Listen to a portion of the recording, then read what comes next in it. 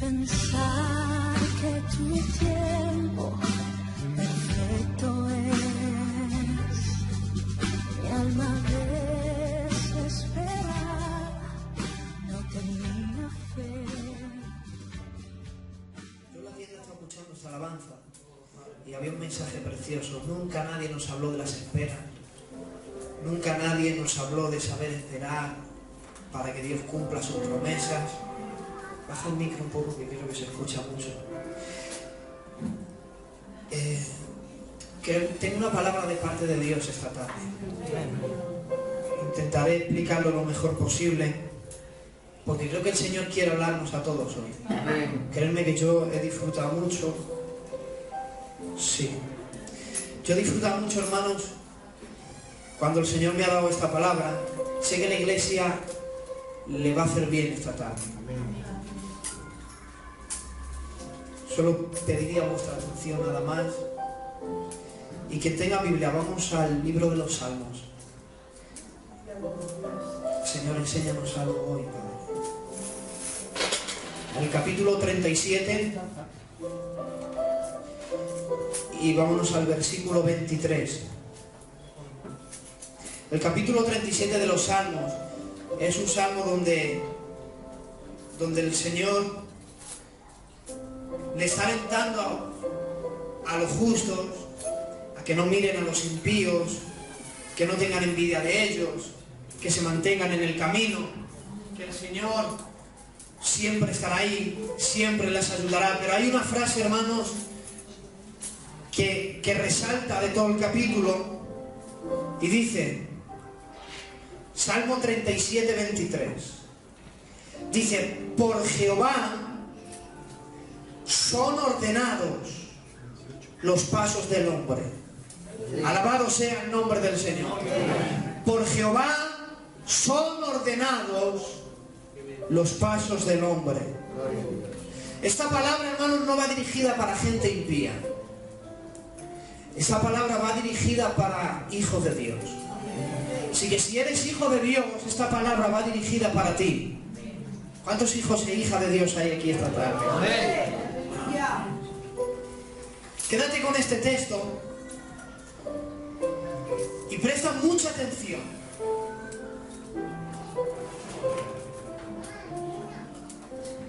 Los señores que estudian las mariposas se llaman entomólogos.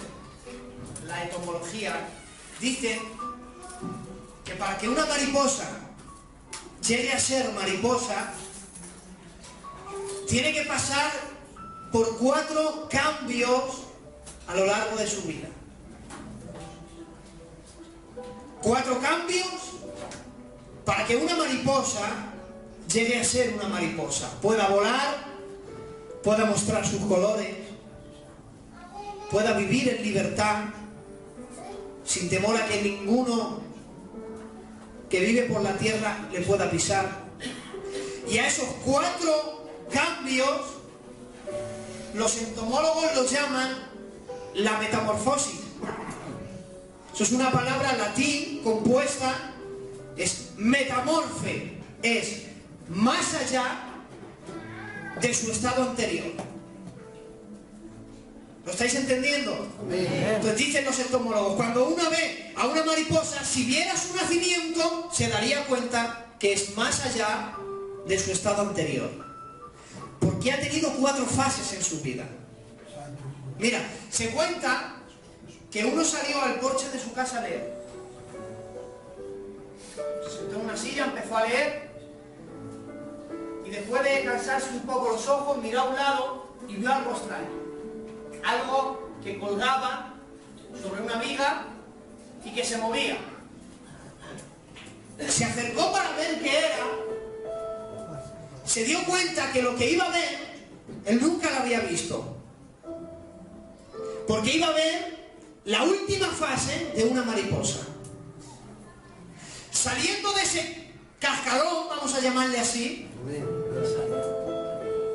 se iba a convertir en una mariposa. Se quedó viendo para ver la belleza de cómo nacía una mariposa, cuál era su último cambio, y vio que dentro se movía mucho. pero no salía.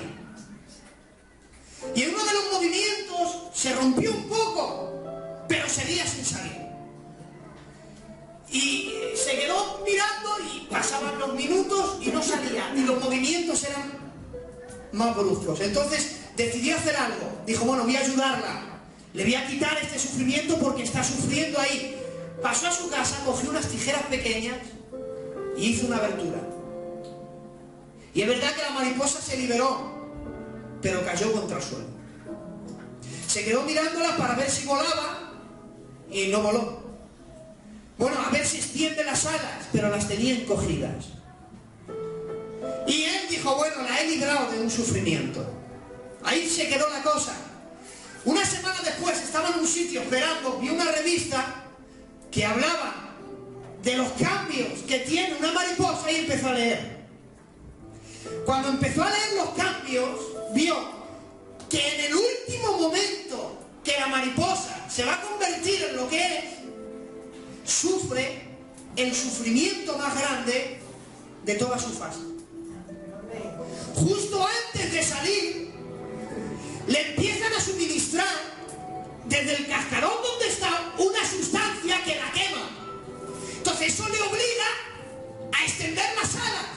Claro, lo que ella quiere es evitar el dolor porque se está quemando, pero lo que no sabe es que dentro de esa quemadura hay una sustancia que le da fuerzas para extender las alas, romper el cascarón y empezar a volar. Se dio cuenta aquel joven que no la había liberado de algo bueno, que lo que había hecho había sido estorbar a que fuera una mariposa. Si la hubiera dejado sufrir un poco, hubiera visto volar.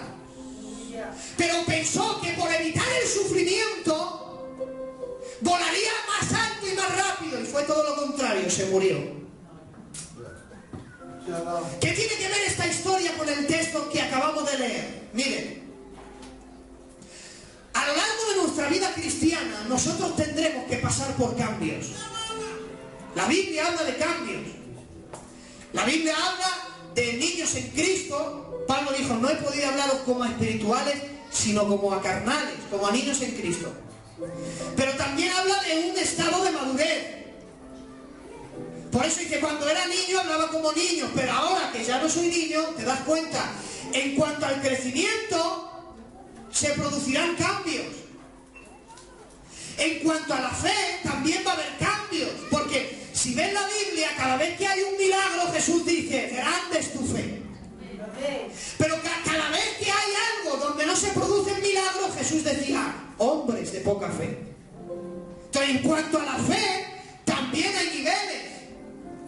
Porque la fe es una semilla de mostaza que poco a poco irá creciendo, te das cuenta, cambios. Mira, en cuanto al conocimiento también habrá cambios. La Biblia habla, dice Pablo, oro para que seáis llenos de conocimiento, 1.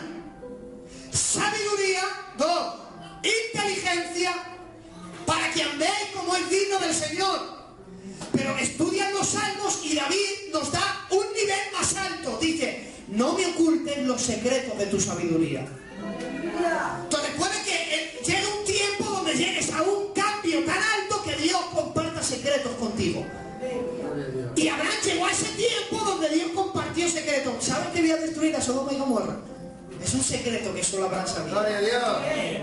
Pero vas al último libro, Apocalipsis, y hay un nivel más alto. Dice, porque aquí hay sabiduría. Quien tenga entendimiento, calcule el número de su nombre, porque su número es número de hombre y es el 666. Pero mira, quien tenga entendimiento que calcule.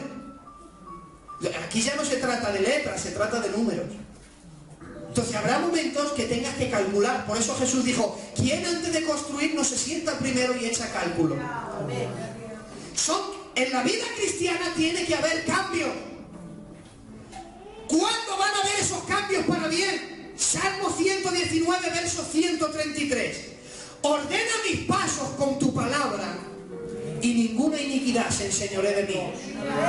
Miren, y ahora vais a entender. Mientras nosotros dirigimos nuestros pasos por donde Dios quiere, Dios dice, si quieres venir a mí, de momento tienes que caminar en mí. Yo Yo soy el camino, la verdad y la vida. El camino hacia mí es la santidad. Sin santidad nadie verá al Señor. El camino hacia mí, la integridad. Dame tu corazón, todo tu corazón, no medio. Y que tus ojos miren por mi camino. Y mientras andamos en el camino, mientras mis pasos se dirigen en el camino que Dios quiere, voy teniendo cambios, como una mariposa. Pero en el momento en el que Dios nos dice, por aquí, y nosotros volteamos nuestros pasos, Salmo capítulo 37, por Jehová son ordenados los pasos del hombre. El Señor no anda corrigiendo los pasos de los impíos, pero el Señor, cuando nosotros vamos por buen camino y empezamos a torcernos de la voluntad de Dios, el Señor no se da por vencido jamás. ¿Tú crees que Dios te dejará? ¿Que no intentará nada para que vuelvas a Él? ¿Que te verá Dios equivocado? ¿Que diriges tus pasos hacia el infierno y Dios no va a hacer nada?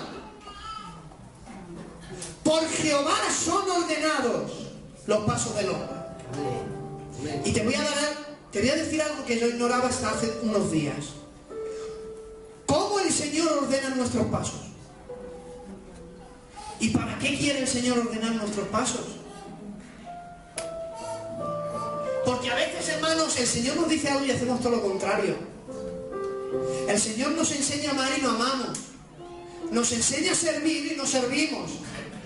Nos enseña a ser humildes y no lo somos. Y poco a poco desviamos nuestros pasos y el Señor sabe que mis pasos, cuando yo me desvío, van rumbo al infierno y el Señor tiene que venir ordenando los pasos. Miren cómo ordenó el Señor los pasos de Jonás. Mira, Jonás capítulo 1 y el verso 1, miren. Vino palabra de Jehová a Jonás, hijo de Amitai, diciendo, levántate y ve a Nínive, aquella gran ciudad, pregona contra ella, porque ha subido su maldad delante de mí. Y Jonás se levantó para huir de la presencia de Jehová a Tarsis, y halló una nave que partía a Tarsis, pagó su pasaje, entró en ella para irse lejos de la presencia del Señor. Mira, y aquí vamos a resumir el mensaje. En el versículo 1 el Señor le dice, Jonás, quiero que tus pasos vayan a Nínive. Dirige tus pasos a Nínive porque así quiero que vayas. Pero en el versículo 2 él voltea sus pasos y en vez de ir a Nínive se dirige rumbo a España. Quiere huir de la presencia del Señor. Y claro, por Jehová son ordenados los pasos del hombre.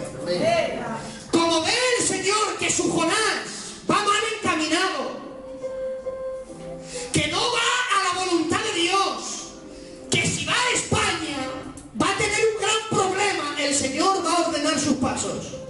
¿Y sabes cómo empieza el Señor ordenando tus pasos? Mira el verso 4. Pero Jehová hizo levantar un gran viento de mar. Y hubo en el mar una tempestad tan grande que pensó que se partía la nave.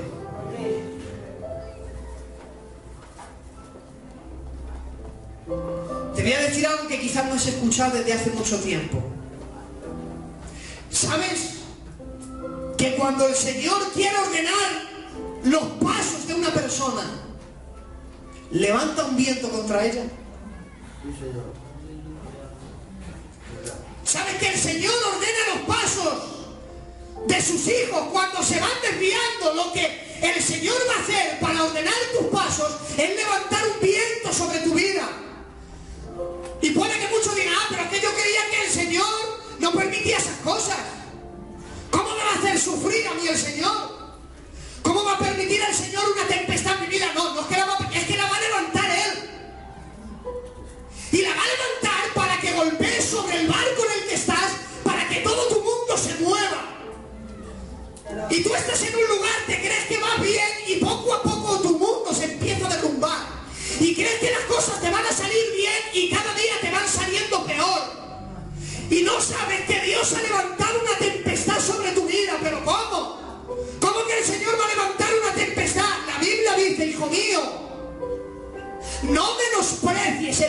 hijo de Jehová, ni te fatigues cuando sea arrepentido por él, porque al que Jehová ama,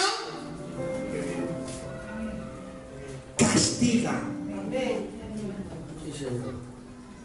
¿Cómo que el Señor me castiga? Por supuesto. Como un padre al hijo a quien quiere. ¿Cuántos hijos de Dios hay aquí? Pues al que Jehová ama, castiga como un padre castiga a sus hijos. Y eso no significa que el Señor nos ame menos. Al contrario, nos ama más Dios.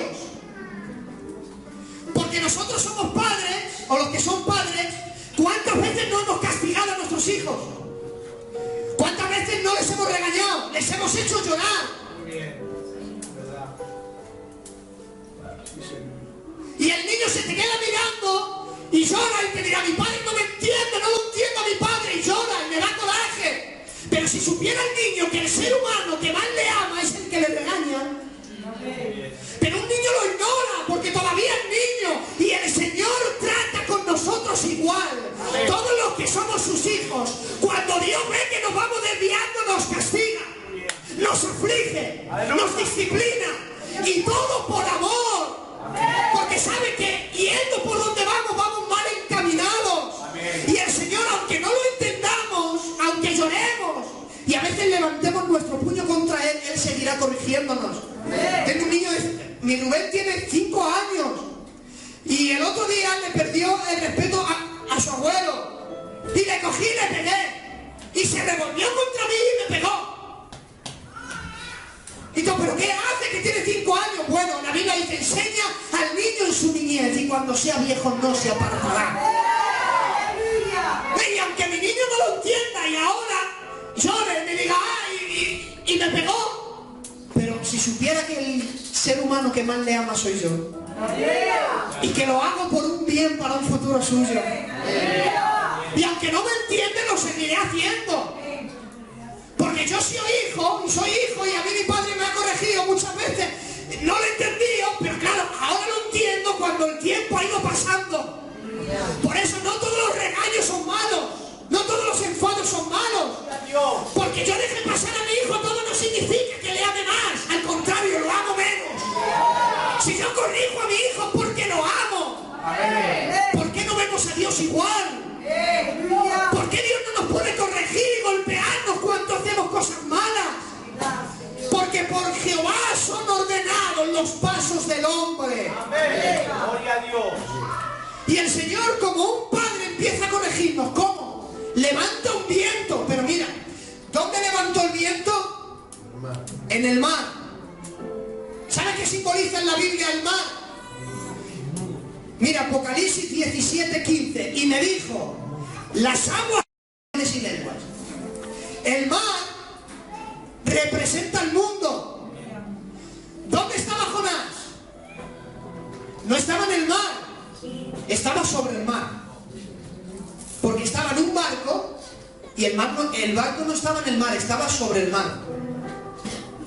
Amén, amén. Si miramos Génesis 6 y empezamos a ver el diluvio,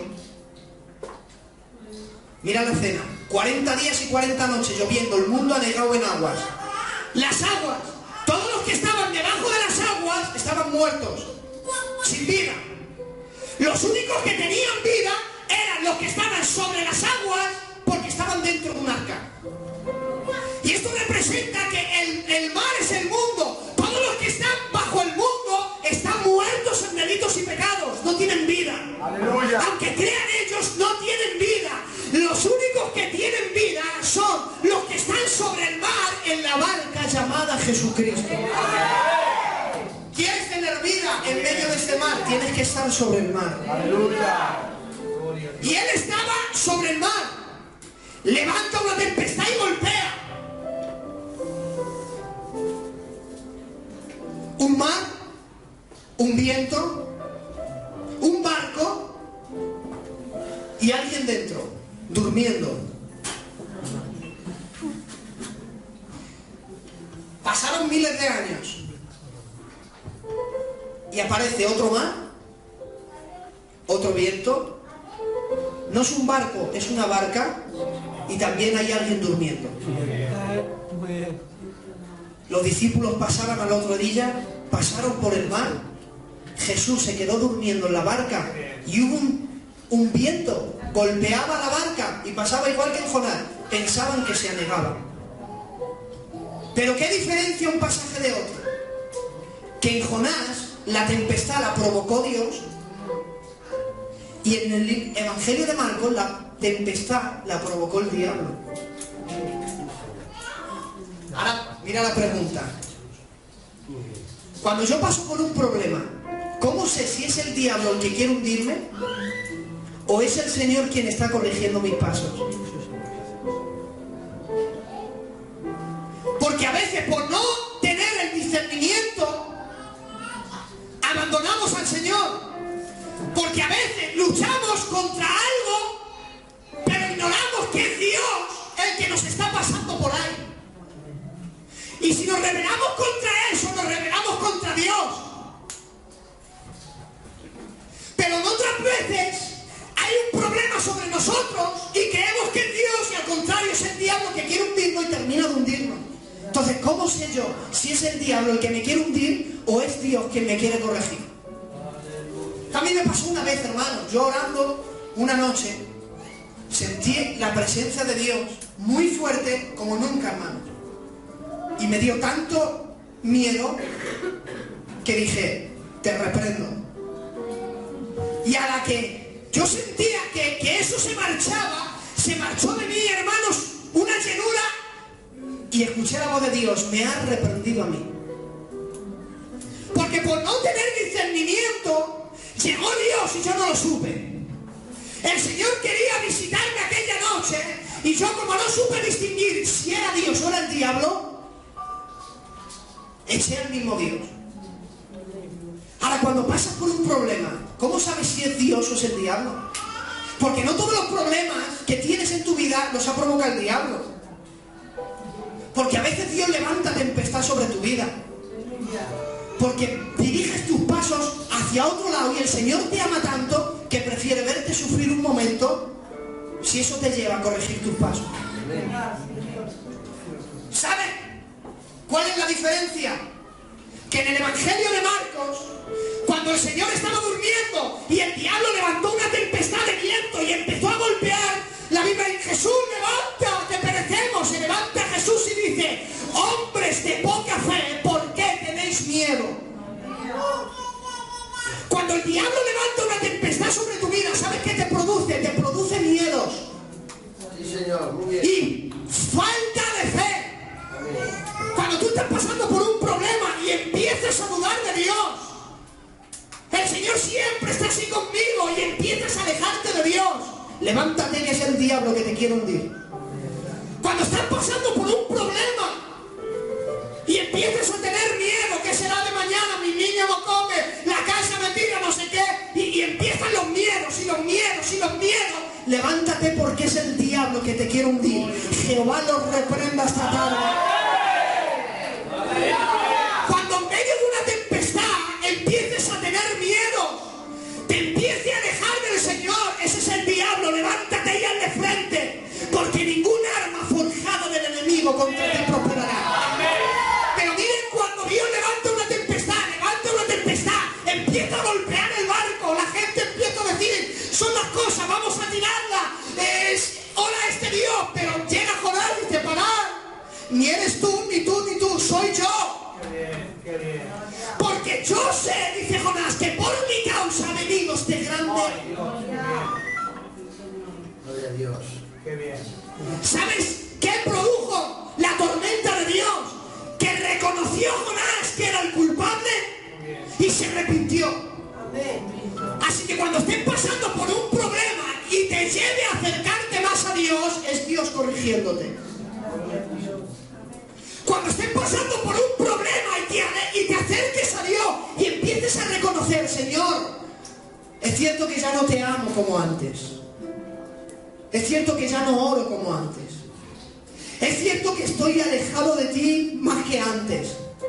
Es el Señor corrigiendo tus pasos. Gloria a Dios. Porque a veces nos creemos los super espirituales y no pedimos cuentas a Dios para nada. Cuando en medio de una tormenta sientes miedo y quieres abandonar a Dios, es el diablo el que ha levantado una tempestad. Pero cuando en medio de un problema te acerques a Dios más y empiezas a reconocer que tienes que quitarte cosas y ponerte mejor en Dios, ha sido el Señor el que ha levantado una tempestad. Porque por Jehová son ordenados los pasos del hombre. Y con esto voy a terminar. Dice, ¿a qué compararé? A un hombre insensato. Mira Jesús a qué lo comparó. Uno que oye la palabra y no la guarda ni la hace. Le compararé a un hombre insensato que edificó su casa sobre la arena. Descendió lluvia, un problema. Vinieron ríos, 2 problemas. Soplaron vientos, 3 problemas. Pero al que fundó la casa sobre la roca, descendió lluvia también. Y vinieron ríos también. Y soplaron vientos también. Esto significa que nos va a acontecer lo mismo, hermanos, al prudente y al insensato. Lo que al insensato le va a hundir, pero a nosotros no nos va a hundir. Amén. Y descendió lluvia. ¿De dónde viene la lluvia? De lo alto. Entonces nos habla de los problemas que vienen de parte de Dios. Y los que vienen ríos son problemas cotidianos. Pero a veces el diablo levanta vientos para destruirte. Y a veces no sabemos hacer la diferencia y culpamos a Dios de lo que Dios nos ha provocado. Que el Señor nos dé discernimiento para que sepamos o luchar o doblegarnos. No, yo es que no me creo que siendo su hijo el Señor haga eso conmigo. ¿Quién ha creído en nuestro anuncio? ¿Y sobre quién se ha manifestado el brazo de Jehová?